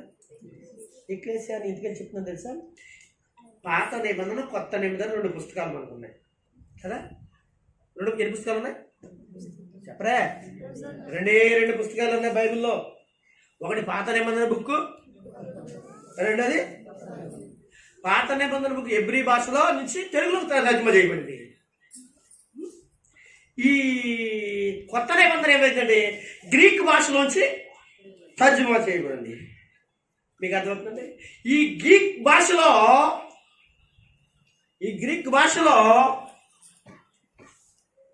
అంటే సంఘాన్ని, విశ్వాసులను, మిమ్మలను ఏమన్నాడో తెలుసా అంటే అలా ఎక్లేసియా అన్నాడు. దాని తెలుగులోకి వస్తాడు ఎక్లేసియా అని చెప్పేసి గ్రీక్లో చెప్పాడు కనుక గ్రీక్లో రాయబడిన దాన్ని తెలుగులో తర్జుమా చేశారు కనుక మత్తయి సువార్త నుంచి ప్రకటన గ్రంథం వరకు. అయితే ఆ యొక్క ఎక్లేసియా అనే దానిని సంఘాన్ని గురించి మాట్లాడినప్పుడు దానికి ఎందుకు పిలిచారంటే అనగా బయటకు పిలవడం అని అర్థం. దేవునికి స్తోత్రం. ఎక్కడి నుంచి ఎక్లేసియా అంటే ఏంటి? బయటకు పిలవడం. అంటే అంటే ఎక్కడి నుంచి పిలిచారు అనగా బయటికి? పాపములో నుండి, చీకటిలో నుండి, అంటే అక్రమంలో నుండి, లోకములో నుండి, ఇలాంటి వాటిలోంచి పిలవబడిన వారెవరో సంఘం. దేని స్తోత్రం. అర్థమైందండి? పాపంలోంచి, శాపంలోంచి, చీకటిలోంచి పిలవబడిన వారే సంఘం. దేవుని స్తోత్రం చెప్పండి. దేవుని పిల్లరా, సంఘం గనుక ఆ సంఘాన్ని అనగా గ్రీక్ భాషలో ఎక్లేసియా అన్నారు. ఏమండి? అయితే ఈ మాట మనకి ఎలా కనబడుతుంది అంటే, చదవక్కర్ల పేతురు రాసినటువంటి పత్రికలో ఏముంటుందంటే అండి, ఆయన గురించి యేసు ప్రభు వారి గుణాల గురించి చెప్పండి. మీరు చీకటిలోంచి వెలుగులోనికి పిలవబడిన వారికి గుణాతి సాయములు ప్రచురించడానికి మీరు పిలవబడ్డారంటాడు కదా. ఎక్కడి నుంచి పిలవబడ్డారు? చీకటిలో నుండి. దాన్నే ఎక్లేసియా పిలవబడ్డారు బయటికి. అంటే ఇప్పుడు మీరు అందరూ ఎక్కడి నుంచి పిలవబడ్డారు? పాపం నుండి, శాపం నుంచి, నరకం నుండి పరలోకానికి దేవుని దగ్గరికి పిలవబడ్డారు. ఓకే, మంచిది. దేవునికి స్తోత్రం. ఇప్పుడు నేను ఎక్కడున్నానండి? ఎక్కడున్నాను చెప్పాలి, చెప్తేనే బాగుంటుంది. ఎక్కడున్నాను? మీరు ఇక్కడ ఉన్నారు అంటే నేను ఎక్కడున్నానో చెప్తాను. హల్లెలూయా. మేము ఎక్కడే ఉన్నా కనుక మీరు ఎక్కడ బలిపెట్టే మీద ఉన్నారని సమాధానం చెప్పండి. ఎక్కడ ఉన్నాడు అంటే ఒక సంఘం చెప్పుకుంటుంది, కొన్ని సంఘాలు చెప్పుకుంటున్నాయి ఈ రోజున. ఏది? క్రీస్తు సంఘం తర్వాత వచ్చిన సంఘాలు మేము గొప్ప అని చెప్పుకుంటున్నారు అన్న కాడి నుంచి మనం ఎక్కడికి వచ్చాం? మరి ఇక్కడ ఉంటే మీరు చెప్తారా? దేవునికి స్తోత్రం.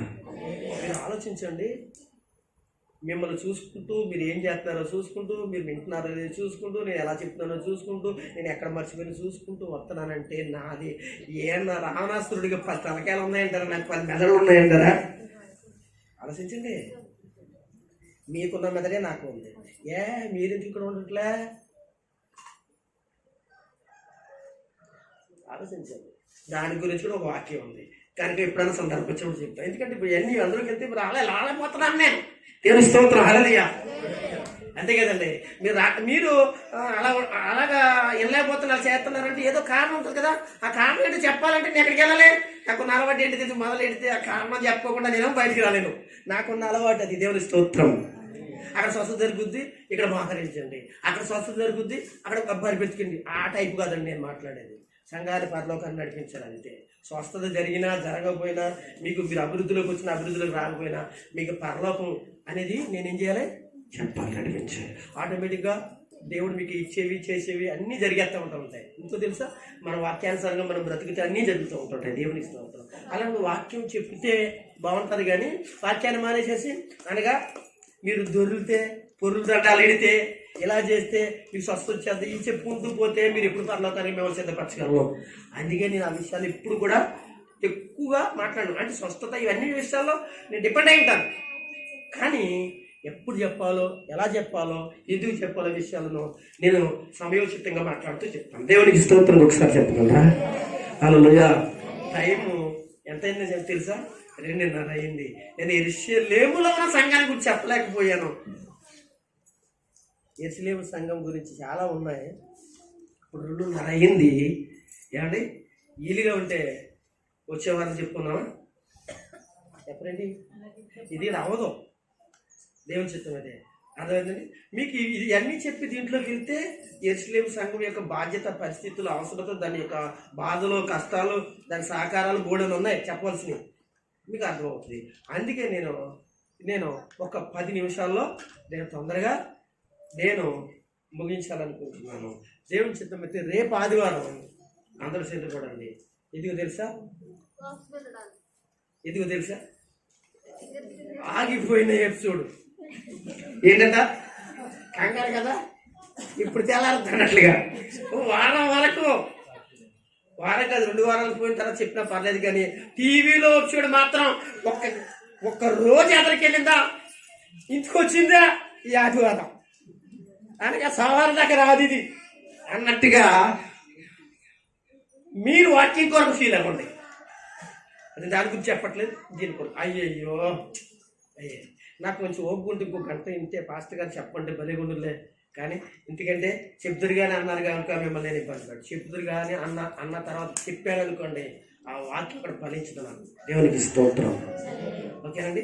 నేను కొంచెం ముందుకు వెళ్ళిపోయి ఈ సంఘ ఆరంభం లాస్ట్ అంటే అంతా చెప్పలేను, కానీ అంతా చెప్పడానికి ఎప్పుడైనా సందర్భ ప్రకారంగా వాక్యాలు చెప్పుకుంటూ వస్తే ముగించడానికి ఎప్పుడైనా నేను ప్రయత్నిస్తాను. ఇప్పుడు మనం ఎక్కడ ఉన్నామంటే ఒక డినామినేషన్, అదే ఒక డినామినేషన్, అది క్రీస్తు యొక్క సంఘం. క్రీస్తు సంఘం అది ఏది? ఆదిములో యేసు ప్రభువు వారు ప్రారంభించిన క్రీస్తు సంఘం. అయితే దాని తర్వాత చాలా సంఘాలు వచ్చాయి. మాది గొప్ప బైబిల్ అది ఇది ఇంకోటి ఎన్నో ఉన్నాయండి. ఇంకోటి అలాంటివన్నీ వచ్చాయి. దీని తర్వాత ఇది ఎప్పుడు వచ్చిందండి? క్రీస్తు శకం 33లో వచ్చిందన్నారు కదా, కరెక్టేనా? దాని తర్వాత వచ్చిన యొక్క ఏంటో తెలుసు అంటే ఆర్సిఎం యొక్క వాళ్ళు వచ్చారు, అంటే రోమన్ కేథోలిక్ వాళ్ళు. ఏళ్ళు ఎప్పుడు వచ్చారో తెలిసండి? 606లో, అనగా క్రీస్తు శకం 606లో ఈ యొక్క రోమన్ కేథోలిక్ వచ్చి, అంటే దానికి ఎంత మయాన్ని గ్యాప్ ఉందో చూసారా? అంటే ఇప్పుడు వీళ్ళు అంటారు, దయచేసి మాదే ఫస్ట్ మాదే ముందు అని అంటూ ఉంటారా? వాళ్ళు అనుకుంటారులేండి. వాళ్ళు అనుకుంటే ఎలా సరిపోతుంది? బైబిల్ అనాలి కదా. అయితే ఈ తర్వాత ఎన్నో వచ్చినాయండి, మీకు చెప్పడానికి చాలా వచ్చినాయండి. ఒకటి తర్వాత ఒకటి పెంటెకోస్టులు, మన్నాలు, అది అనగా ఇంకోటి ఎన్నో డినామినేషన్స్ వచ్చాయి. ఇట్లన్నిటిని ఏమంటున్నారో తెలుసా? సంఘము అంటున్నారు. అది ఏమంటారా? సంఘం. దయచేసి నేను అంటున్నాను, నేను డబ్బులు ఏం పెంటెకోస్ట్ అనేటి లోన్స్ వచ్చాను, కానీ నేను ఇప్పుడు చెప్తున్నాను, నేను ఆదిమ సంఘం అనే క్రీస్తు యొక్క సంఘంలోంచి వచ్చాను. అయితే నేను వచ్చేటప్పటికి కొన్ని డినామినేషన్లు వచ్చినాయి కనుక ఆ డినామినేషన్లో ఉన్న దైవ సేవకుల యొక్క వాక్య పరిచర్య వలన నేను ఏం చేశానంటే, నేను ఫలానా చోట ట్రైనింగ్ చేశాను, ఫలానా చోట వాక్యం విన్నాను, ఫలానా చర్చిలో నేను వాక్యం వినడానికి, అంటే అది పెట్టుకొస్తాను, డబ్ల్యూఎం పెట్టుకొస్తాను, ఐపీఎస్ పెట్టుకొస్తాను, లేకపోతే అది ఇంకో పెట్టుకొస్తాను. ఇలాగ కొన్ని వందల వేల ఏంటండి అనగా పరిచర్యలు కలిగిన పేర్లతో వచ్చేసాయి. అయితే ఇవన్నీ కూడా శివరాత్రికి చెప్తున్నాం. శివరాత్రి ఒక రోజున యేసు ప్రభులు వారు ప్రారంభించిన పరిచర్య విధానం ఉంది చూసారా? అవి అపోస్తుల యొక్క పరిచర్య విధానం ఉంది చూసారా? అందులోనికి వెళ్తేనే గంటవా అనగా పరలోకం ఉండదు. అనగా ఇప్పుడు అంటే మీరు ఆ విధానం లేదంటారా పాస్టర్ గారు? అంటే లేదు. పెంటెకోస్తుడే పరిశుద్ధాత్ముడు అంటున్నాడు, లోదరులు పరిశుద్ధాత్మ అవసరం లేదంటున్నాడు, బైబిల్ విషయంలో స్వస్థతలు అంటున్నారు, ఇంకొకరేమో లేదంటున్నారు. వాళ్ళు ఎవరు స్టార్లు ఎట్టుకుంటారు, వాళ్ళు ఏమంటారు? రక్షణ సైన్యం అంటారు కదా. వాళ్ళు ఏమంటున్నారంటే మేము రక్షణ సైన్యం కనుక మా ద్వారానే మీరు పరలోకానికి వెళ్ళాలి. ఇలా ఎవరికి వాళ్ళే ఏం చేశారంటే వాళ్ళకి కావాల్సిన కొన్ని బోధనలు ఏం చేసుకున్నారు, పక్కన పెట్టుకుని పరిచర్య ప్రారంభించారు. ఇవన్నీ కలిపి ఏం చేయాలి?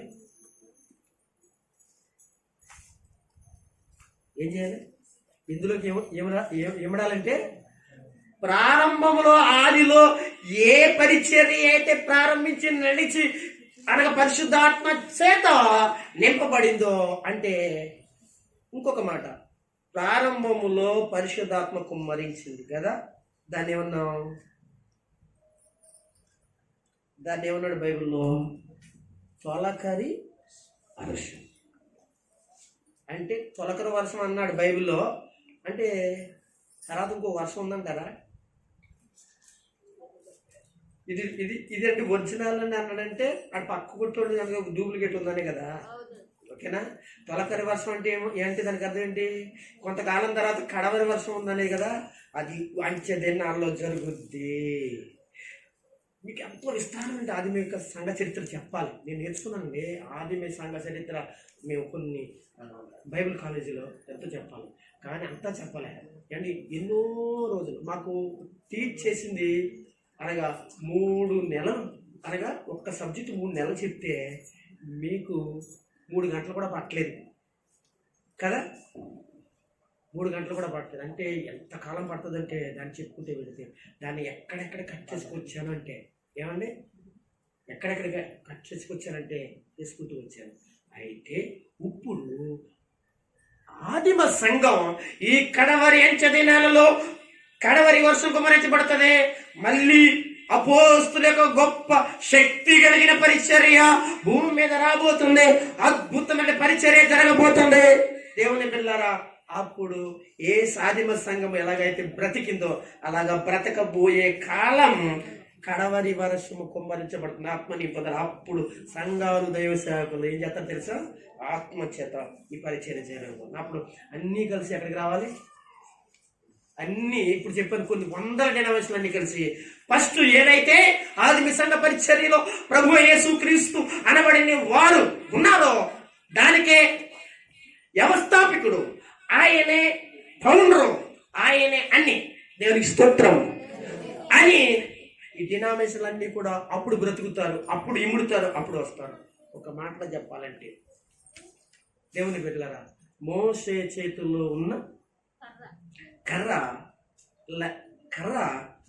అక్కడ పక్కనున్న కర్రలన్నీ మింగేసినట్లుగా దేవునికి స్తోత్రం. మోషే కర్ర ఏం చేసి ఉన్నవాళ్ళు కర్రలు మింగింది లేదా? మోషే కర్ర పామైంది, ఉన్నవాళ్ళు యొక్క కర్రలన్నీ పాములని లేవా? అప్పుడు ఏం చేసింది? మోషే యొక్క కర్ర పాము అయితే ఆ పాములన్నీ ఏం చేసింది? ప్రైజ్ ది లార్డ్, హల్లెలూయా. అప్పుడు ఒక్కటే, అదే ఆదిమ ఆ సంఘములో గొప్ప పరిచర్య జరిగింది. అది ఎక్కడ ఆ పరిచర్య ఇప్పుడు ఎక్కడ ప్రారంభించబడిందంటే యెరూషలేము అనే మహాపట్టణములో ఏమంటారు? ప్రారంభించి. కానీ ఆ సంఘాన్ని క్రీస్తు సంఘం అన్నారే తప్ప యెరూషలేము సంఘం కాదు. యెరూషలేములో ప్రారంభించబడిన సంఘం. ఓకే ఓకే ఓకే ప్రారంభించి ఎక్కడ దాకా వెళ్ళింది? ఎక్కడ దాకా వెళ్ళింది అని చెప్పి నేను వినిపిస్తాను. ఒకసారి మీ బైబిల్ తెరిచి ప్రకటన గ్రంథాన్ని తెరిచి 22వ అధ్యాయం తీసేసి అందరూ తీయాలి. 22వ అధ్యాయం తీయండి. తీర్చారా? 22 తర్వాత ఇంకో పేపర్ తిరిగేయండి. తిరిగేశారా? అక్కడ ఏమీ లేదని చెప్పరా? మళ్ళీ పేపర్ తిరగండి. అపోస్తుల ప్రయాణం అని ఉందా? చూడండి, ఉందా? మీకు నిజాలు చెప్తున్నారండి, అబద్ధాలు కాదు, నిజాలు. ఇప్పుడు తీసారా? ఉందా? ఇగో నయం చూడండి. ఒకసారి నయం చూడండి. మీరు ఇలా తిప్పండి బైబిల్ని. ఏమి తిప్పున్నారా? అరేబియా అని కింద ఉంటా చూడండి. ఉందా? దానిపైన యెరూషలేము ఉందా? అంటే ఇప్పుడు సంఘం ఎక్కడ ప్రారంభించింది? ఎక్కడ? యెరూషలేములో ప్రారంభించింది. ఇలాగా ఈ పక్క వచ్చేయండి. ఇటలీ అని ఉంటా చూడండి. ఉందా? అండి ఇక్కడ ఈతల పక్కన పైన ఇటలీ ఉందా? ఇటలీకి పక్కన రోమ్ అని రాసిపడిందా? రోమ్ ఉందా? అంటే ఇప్పుడు ఆ చివరి నుంచి ఈ చివరి వరకు లోపల ఏమున్నాయి? మీరు ఎక్కడికెళ్ళరా? చూడగలరా? అది దెయ్యం లెక్క చేస్తాం కదండి. ఎంత విస్తరించిందో చూసారా? ఒకసారి దేవునికి స్తోత్రం చెప్పండి. అంటే అంతకన్నా ఎక్కువగా వెళ్తే చెప్పారు కదా, రోజులు అయిపోతాయని చెప్పారు. అంటే మేము ప్రభు పాదాల దగ్గర నేర్చుకున్న విషయం చెప్తున్నాను. అలా నేర్చుకున్నాను కనుక ఎంత సులువుగా చెప్పేసాను. చూసి ఒక మాటలో యెరూషలేములో ప్రారంభించబడింది సంఘం. అక్కడి నుంచి ఎక్కడెక్కడికో వెళ్ళిందో దేవుని చిత్తం అయితే దేవుడు మాట్లాడమంటే రేపు దినాలు అపోస్తుల కార్యగ్రంథాలు ఇవన్నీ ఉంటాయి కదా, అప్పుడు మాట్లాడదాం. ప్రభు సన్నిధిలో దేవుడు ఇచ్చిన మాటలు మనం నేర్చుకుందాం. ఇప్పుడు మనం ముగించుకుంటాం. రేపు ఆదివారం మనం ఏం చెప్పుకోబోతున్నాం అంటే ఆదిమ క్రైస్తవ సంఘం యెరూషలేములో మొట్టమొదటి సంఘం ప్రారంభించింది కనుక ఆ సంఘం ఎటువంటి లక్షణాలు కలిగి ఉందో మనము నేర్చుకుందాం. దేవుడు ఇప్పుడు వరకు ఉన్న వాక్యాన్ని మీ మనసులో పెట్టుకుని ఈ వారం అంతా కూడా మరలా జ్ఞాపకం తెచ్చుకుని మీరు చర్చిలో కూర్చోండి. రేపు ఈ వారం చెప్పింది ఏమంటే మీ మనసులో ఉందనుకోండి, రేపు చెప్పే వాక్యము ఆ యొక్క యెరూషలేములో ఆయన కట్టబడినటి ఏంటి ఆ క్రైస్తవ యేసుక్రీస్తు వారి యొక్క సంఘం ఎలాంటి త్యాగాలు చేసిందో, ఎలాంటి మంచి పనులు చేసిందో రేపు మనం నేర్చుకుందాం. మానకుండా రండి. ఇంకో విషయం చెప్తున్నాను అన్నమాట. మంచి వర్తమానాలు ఆదివారాలు కనుక వర్తమానాలు పోగొట్టుకోకుండా మీరందరూ సిద్ధపడండి. ప్రభు కృప మీ అందరికీ సహాయం చేయను గాక. ఇప్పుడు ఈరోజు చెప్పిన యొక్క వాక్య అంశం చెప్పాలి కదా. నేనేం చెప్పవలసిన అంశం ఏదో అనుకున్నాను. దేవుడు ఇంకొక చూడండి, ఒకటి మాట్లాడాలనుకుంటే దేవుడు ఇంకొకటి మాట్లాడాలి. ఇలాగే ఉంటుందండి. మాట్లాడాలంటే మీరు ప్రిపేర్ అవుతాం అదనమాట. అయితే ఇది ఆదిమ సంఘ ప్రారంభం అది చాలా క్లుప్తంగా చెప్పాను. అంతా కాదు, క్లుప్తంగా చెప్పాను. ఎందుకంటే రేపు పొద్దుట ఈ వాక్యం వినేదేంటి వాళ్ళు కూడా దీని అంశం ఏంటని అర్థం కావాలి కనుక ఆదిమ సంఘం యొక్క ఎలాగా ప్రారంభించబడిందో చాలా క్లుప్త వివరం సోదరులారా, చాలా క్లుప్త వివరం. సంపూర్ణంగా నేను చెప్పలేదు. ఎందుకంటే ఈ మాట ఏది చెప్తానంటే ఆ వీడియో వినేవాళ్ళు ఉంటాను. దానికోసం మీ అందరికీ వందనాలు. సెలవు తీసుకోండి. దేవుడి మాటలు దీవించుగాక. ఆమేన్.